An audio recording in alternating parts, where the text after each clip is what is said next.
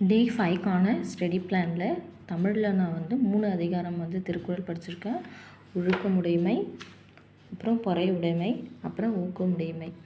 இது 3மே ஓரளவுக்கு தெரிஞ்சது தான். ஆனால் வந்து நிறைய மறந்து போனது இருந்துச்சு. அதனால் நல்லா படிச்சுட்டு நல்லா மெமரி பண்ணி வச்சுருக்கேன் இந்த 30 திருக்குறளையும்.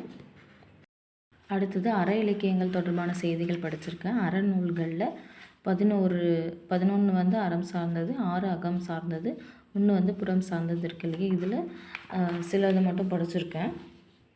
திருக்குறள் கூடா ஒழுக்கம் இது வந்து புதுசு, இதனால் இதை விட்டு வச்சுருக்கேன். இது வந்து மனப்பாடம் பண்ணணும்.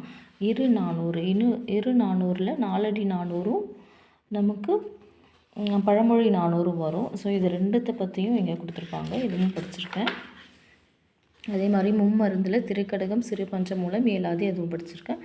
அடுத்தது 40 கார் 40, களவழி 40, இன்னா 40, இனியவை 40 இது 3ம் படிச்சிருக்கேன். மணிமொழி கோவையில் நான்மணி கணிகை, முதுமொழி காஞ்சி, ஆசாரக்கோவை இது 3மே வரும். இதுவும் படித்து முடிச்சிருக்கேன்.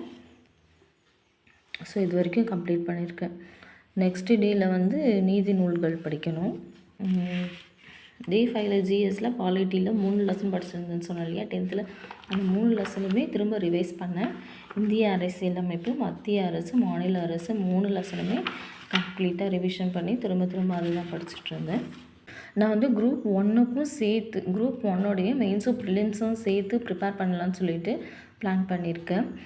ஸோ உங்களுக்கு குரூப் 1க்கான பெஸ்ட்டு பேட்ச் ஏதாவது தெரிஞ்சால் ரெஃபர் பண்ணுங்கள். தேங்க்யூ.